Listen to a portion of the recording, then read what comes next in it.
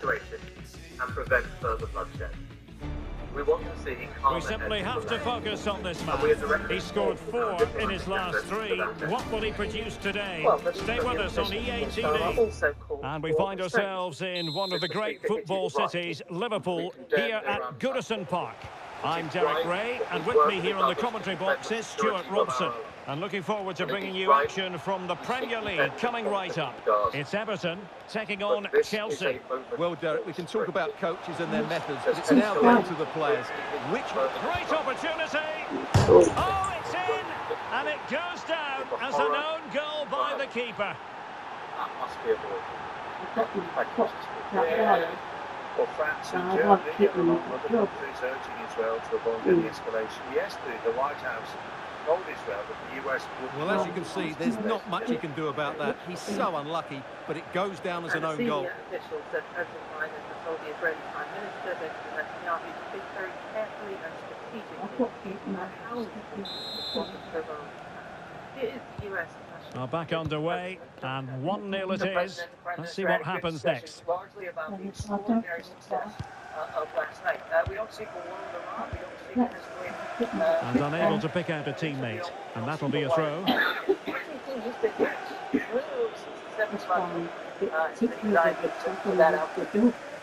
That's the US. Well, for Brighton fans, a story of disappointment, really. This is not what they thought they were going to see. Well, what a poor season they're having. I really thought they would be challenging for the title. There just seems to be something wrong with the attitude of the players at the moment, and that needs to change quickly. And Everton exploiting the space on the flank. Not really. And that could have consequences.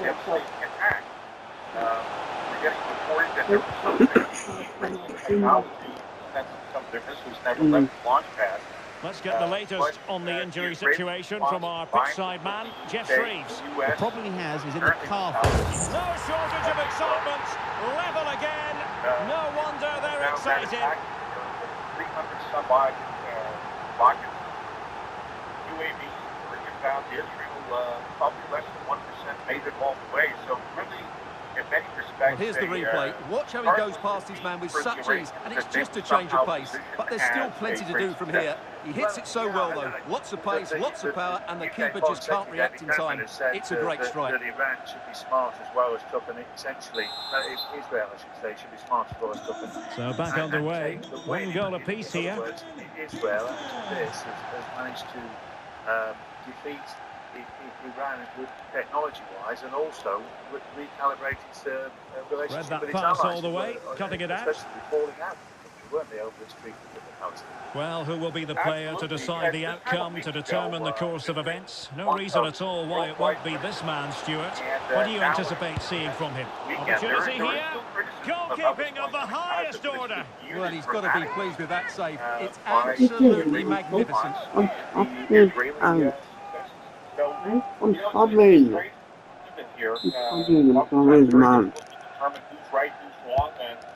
Like most of it is someone, everybody's somewhere. Well, such a high degree of difficulty, not quite in the end. Well, how good was that? It's such a difficult piece of skill, which he made look so easy. That deserved a goal. There are some today saying, we've been noticed that it's argued Iran gave and warned its neighbours in their space, that there was, Chilwell. to a certain extent, some form of choreography.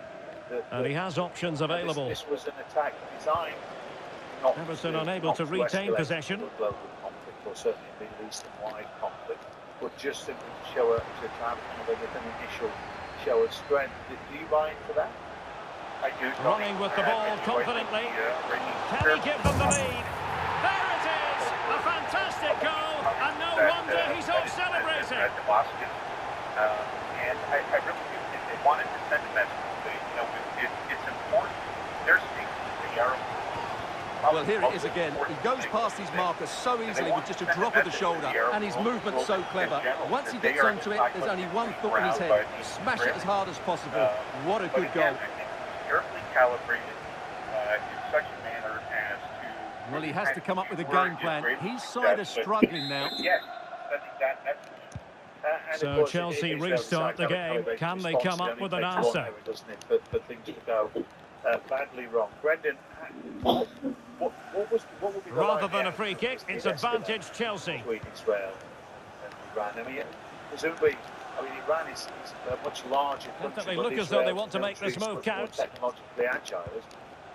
Oh, it is. They're extraordinary. Enzo Fernandez. Their planning, their execution is fine work from Chelsea to win the ball back. The Iranians and gobbled up with ease by the keeper. But, well, let's get more details on the injury situation from our pitchside reporter, Jeff Shreves. Yeah, keep an eye on him, because in that last challenge, he took a heavy blow to his upper... It has to be! Oh, incredible save, and he snuffed out any sign of danger. It's still there for him. Well, fantastic reflex. Might still be able to do a bit of damage. And there it is, a goal!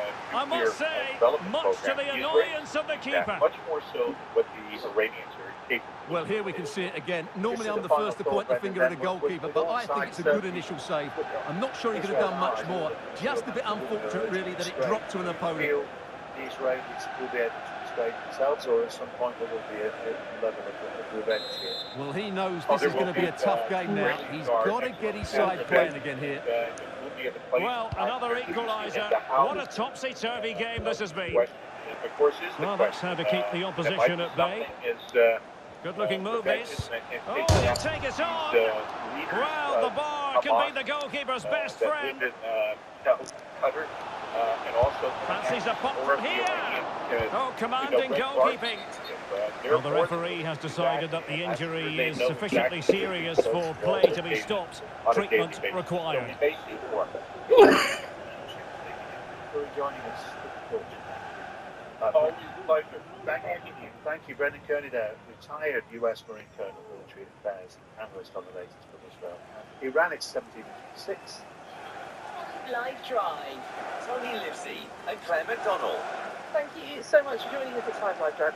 And so a drop ball to restart the proceedings. What impact has the poor weather had in recent weeks and months on your sport? And Rob in Nottingham is one of you. Hello, Rob. Hey, it's good to have you on the programme. What is your sport of choice? High pressing and good high pressing. Prevented the damage. Gives it a go. And a goal it is to put them in front again. No less than they deserve.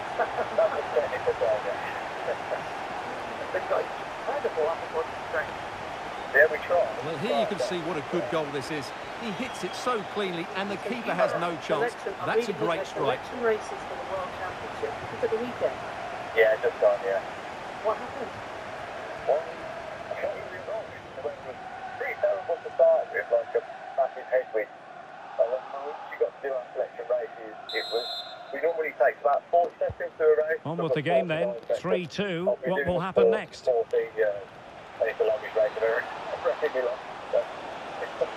Was this a headwind? I agree.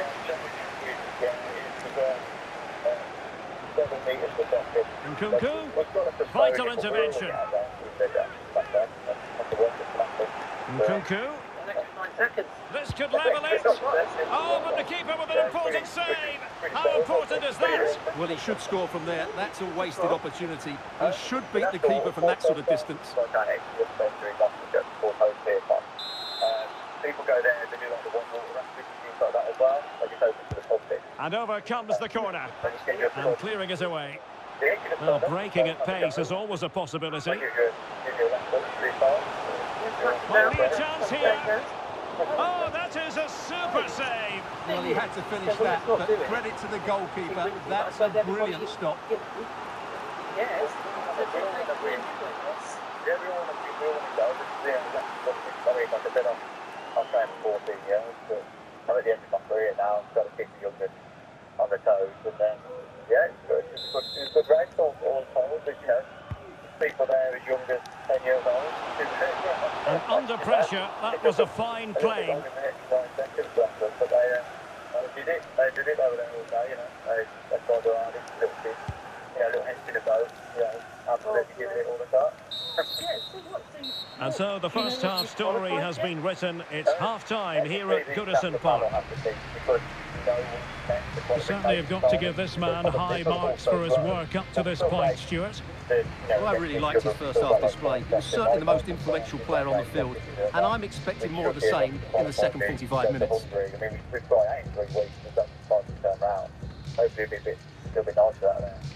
Yeah, so nice it would be. How old are you, if you don't mind me asking, Rob? I'm 36 now, so I'm really old in terms of like athletes for these sort of things, but I'm trying my best. Well, kayaking means you can carry on doing it, you know, at that age. We're a power sport, so we've just rebranded from Paddle UK. If anyone wants to get involved, like, we're all paddle sports, the kayaking, standard paddle boarding, canoes, all sports. We've all come under one umbrella now, so the Paddle UK, and anyone can get involved. You know, buy a license, like you would a fishing license or anything, and access the whole waterway. Like kind of whole country. I use it now in Birmingham. I'm actually from Birmingham and it's racing officer. And I use Alan always all the time. Like now, it's like the Venice River season. Oh, beautiful up there. And I mean, it's interesting. We're going to play an interview with Arnie Phillips, choreographer, talking about age gaps, and she works with a much younger choreographer, and they won a big award last night. Do you enjoy that? You mentioned young kids there, but do you enjoy, kayaking with younger people? Yeah, brilliant. Certainly, I mean, I was one of those younger people, at once upon a time. So, going out with them, use the experience, hopefully trying to mentor them into the right path. You all make mistakes when you're growing up, like when you're younger and you get the highs and lows of sport. So they get the ball rolling once more, and it's advantage Everton after the first half. Let's see what the second 45 has in store for us. Well, plenty of scope for them to attack. From long distance. Oh, magnificent from the keeper. Fantastic stop.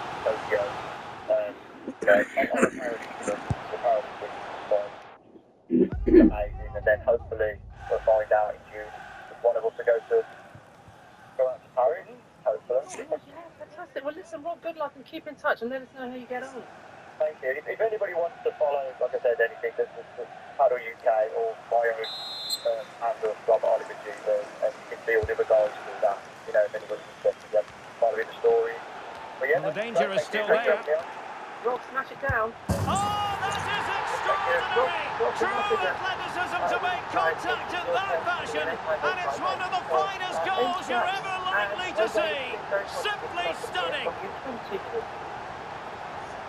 Yeah, today marks 39 years since the Hillsborough. Well, just look at this. Magnificent agility, perfect timing and great connection.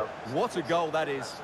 That was when the game against Nottingham Forest was stopped on the 15th of April. The silence was followed by the tolling of a bell. Well, back to the drawing board, I'm afraid. His team have been really poor today. So the current scoreline, 4-2. Nkunku. Particularly those fighting for justice. But now, the impact Nkunku. being highlighted. There are falls. And there to intervene. Oh, can he finish it here, Derek? And a goal! He's put it away! A celebratory moment! This giant hit, Hillsborough providers,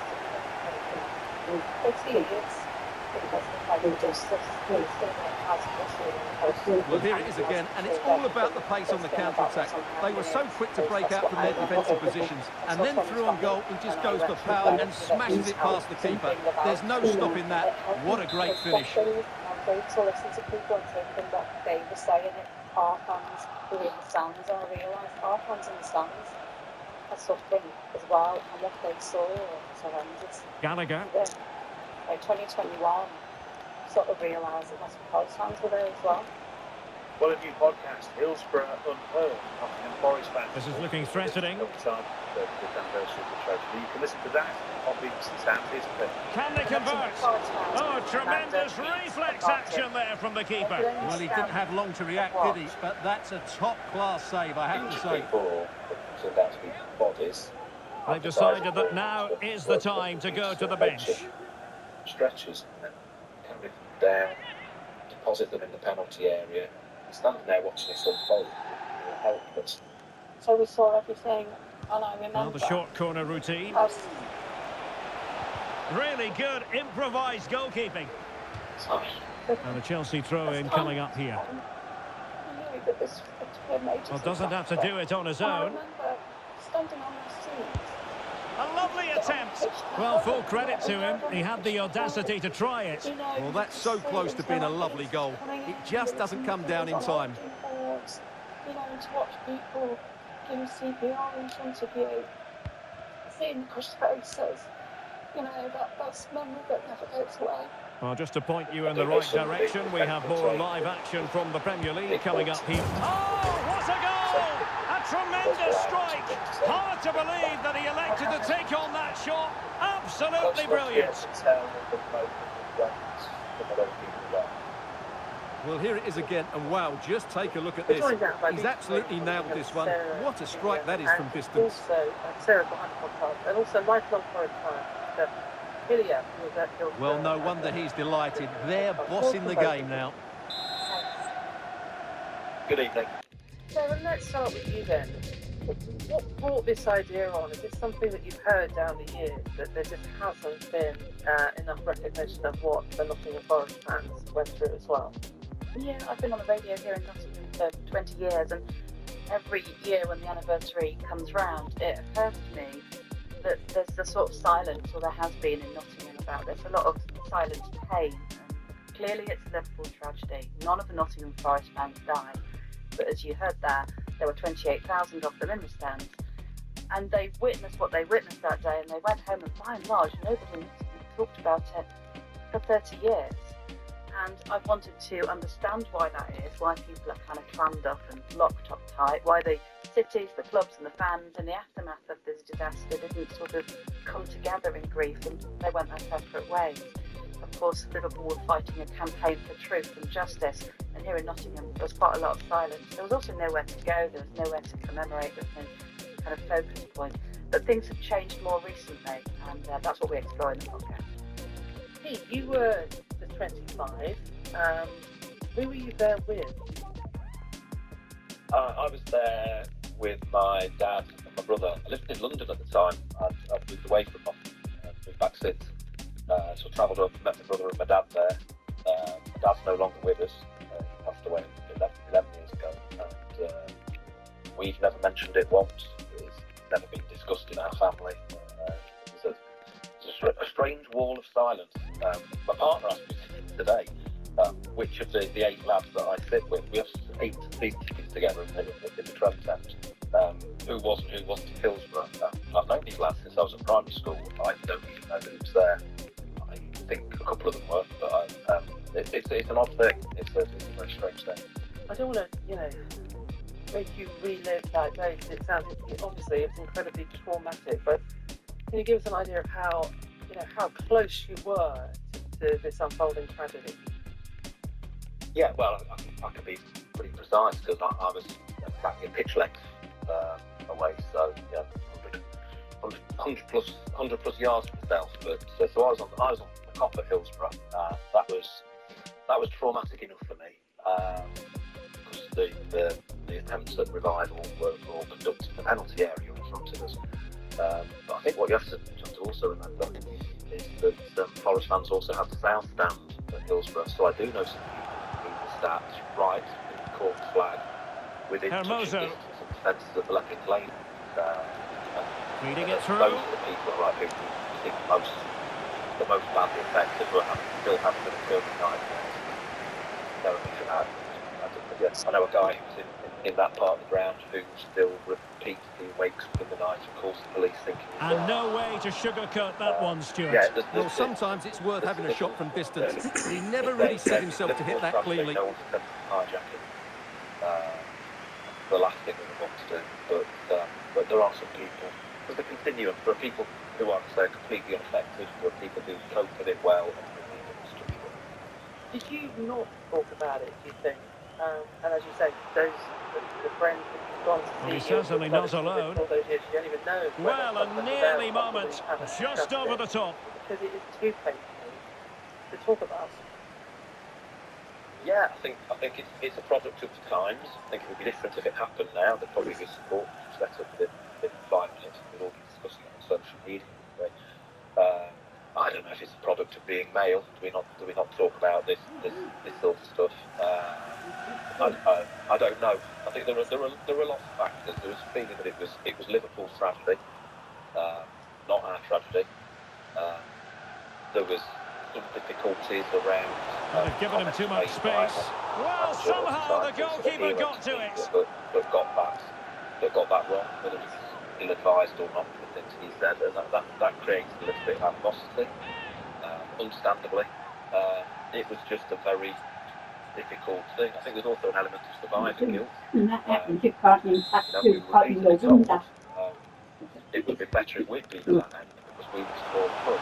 We had 28,000 people in that stadium. Tarkowski. And we cancelled the Leopard later. Oh, that is outrageously spectacular! Well, a flair for the dramatic, to say the least.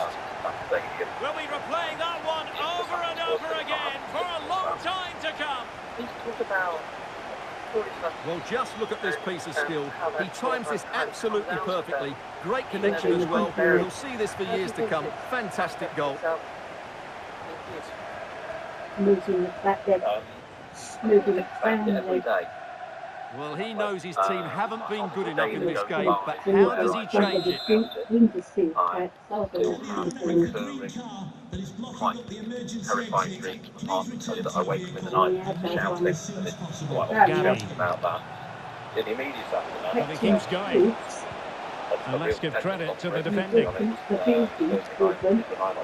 Can he find the right pass? He got a good palm on it. And Chelsea win the corner. I still know people who have never been back and wouldn't dream of going back. I worked with a colleague who, a little bit older than me, who loves Forest. He was at Hillsborough that night. He has never been to the pitch again since. He still likes to talk about football. But for me, yeah, a feeling that things would always go wrong. I didn't go on holiday for years and years and years afterwards, 10, 15 years afterwards, just because something had happened in my head that anything you set off to do nice would turn out dreadful. And there's the delivery.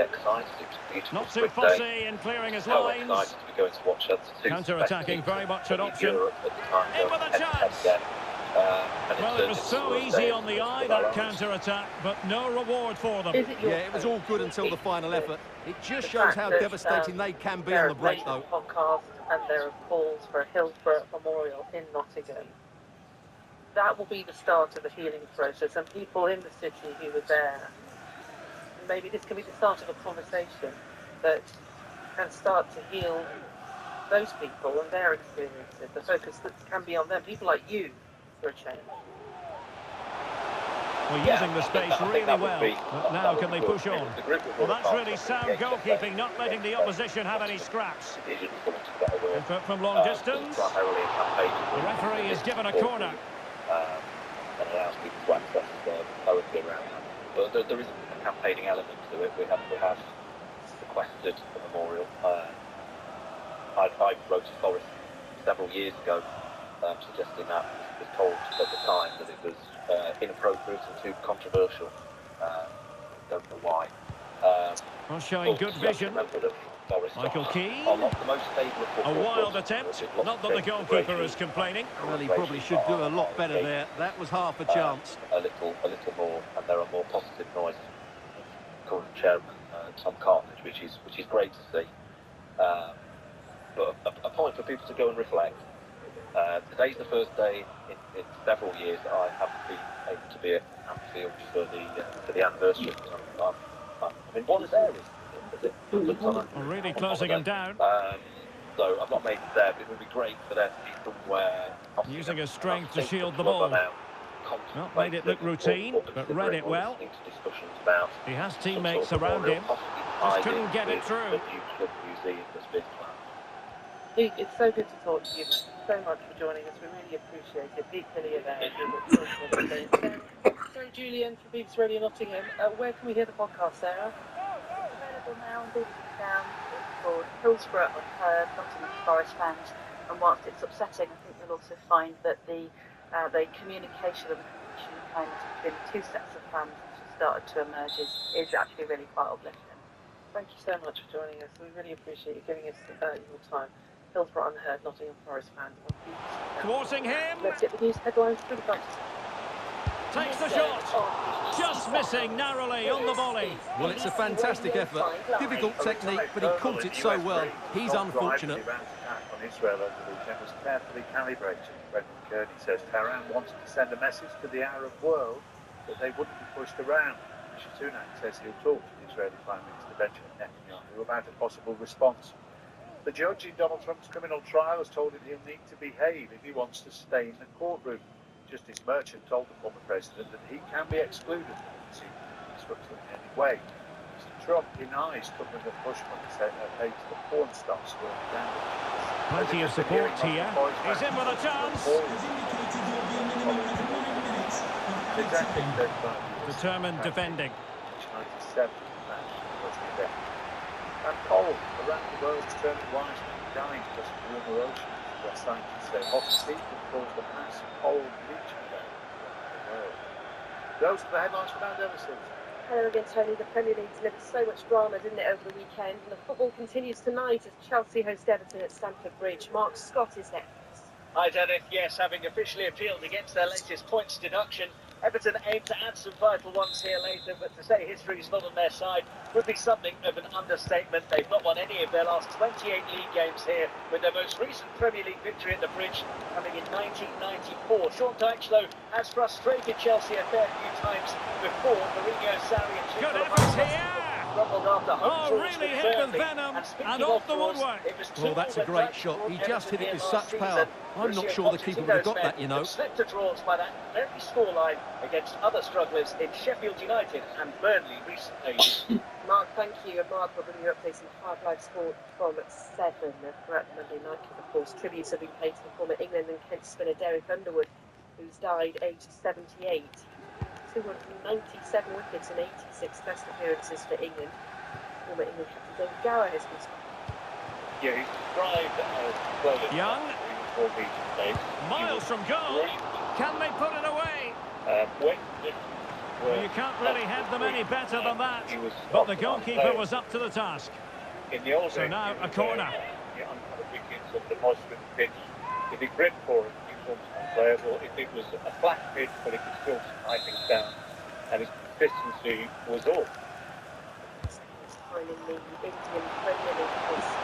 Not all that convincing defensively, and both hands on it. Good goalkeeping. And that will be that as the referee signals that this game is over and 3 points for Everton. What did you make of it all? You're absolutely right, Derek. Their attacking play was excellent, full of energy and pace, and the midfield completely dominated the game. It was a great all-round performance. No two ways about it. He really has brought his influence to bear on the proceedings. Well, he gave that back line a torrid time, didn't he? He was far too sharp for them, always looking to play on the shoulder, took his goals well too. Clearly the difference maker today.